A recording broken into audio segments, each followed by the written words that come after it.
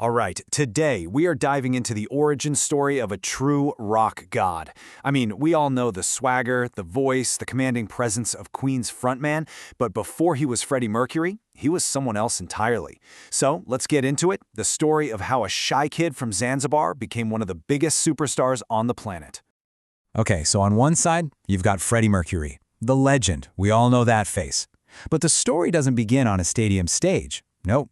It starts with the boy on the other side, Farrokh Bulsara.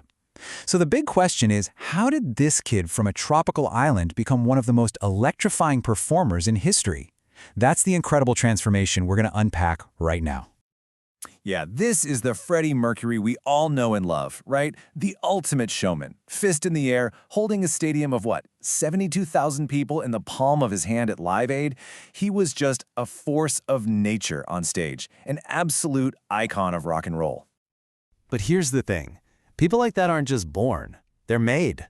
Before all the fame, before the band, before he even had the name Freddie Mercury, there was a totally different person with a completely different story. So come on, let's rewind. Let's go all the way back to the beginning and find out who he really was. And to find that answer, we have to leave the rock stages of London far, far behind and travel to a completely different world. Our story really starts with a young boy named Farrokh. You heard that right. The man who would become Freddie Mercury was born Farrokh Bulsara. And get this, he was born in Zanzibar, an island off the coast of Africa. His parents were Parsi, a community with ancient roots in Persia that had settled in India. I mean, talk about a beginning that is a world away from the rock royalty he would eventually become. His early life was just constant motion, constant change. At just 8 years old, he's sent away from Zanzibar to a boarding school all the way in India. And then, in 1964, things get really dramatic. A violent revolution forces his entire family to flee their home and start a brand new life in London. You know, with every single one of these moves, he was unknowingly stepping closer and closer to his destiny. So it's at this boarding school in India that his musical genius really starts to bubble up to the surface. He had this incredible, natural talent. He could literally hear a song on the radio once and then play it back perfectly on the piano, just by ear. He even started his first band there, called the Hectics, playing rock and roll covers for his schoolmates. And this is also where he starts going by the nickname Freddie. It's here we get that first glimpse of his two sides. You know, this shy, quiet boy who became this brave, confident performer the second the music started. All right, so the next chapter of his life kicks off in London. After fleeing the revolution, his family lands right in the middle of the 1960s, a time when the city was just the absolute epicenter of a cultural explosion. We're talking music, art, fashion, the whole shebang. For a creative young guy like Freddie, it must have felt like a world of endless possibility.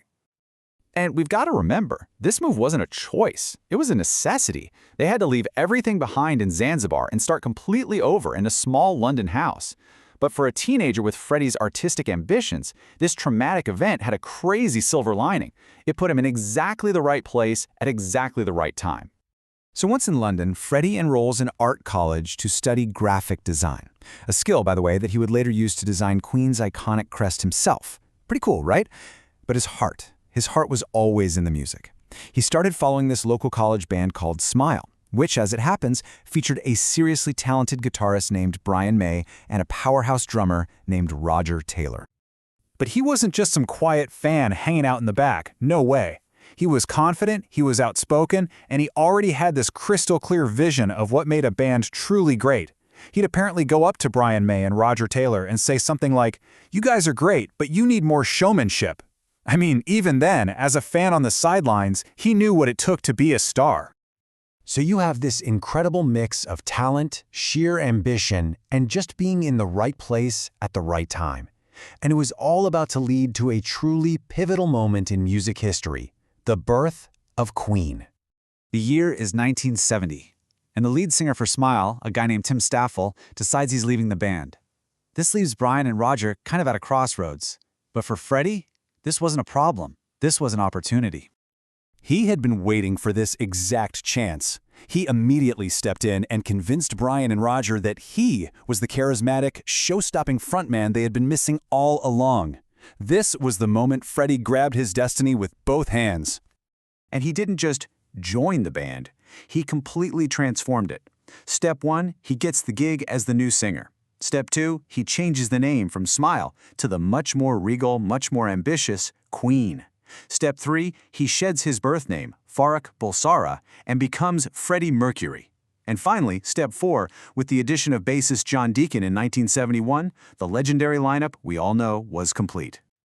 You know, his new identity wasn't just some random choice, it was a total creation.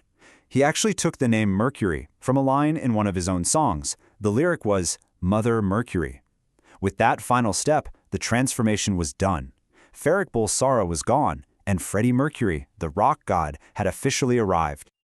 So from a shy schoolboy in Zanzibar to this incredibly ambitious artist in London, all the pieces had finally come together. A legend was about to be born, and it was forged not just from his amazing natural talent, but from sheer force of will. I mean, look at that. This really captures the incredible arc of his life. From a quiet kid on a tropical island to a rock visionary in London. From Farrokh Bulsara to Freddie Mercury. The stage was now officially set for Queen to take over the entire world. And this all brings us to one final, really interesting question. Freddie Mercury was, without a doubt, a gifted musician, but his journey from Farrokh Bulsara to this rock icon shows that talent alone wasn't the whole story. It took vision, it took ambition, and it took the absolute courage to create a whole new identity for himself. So it makes you wonder, what do you think truly makes a legend? Is it the talent you're born with, or is it the person you choose to become?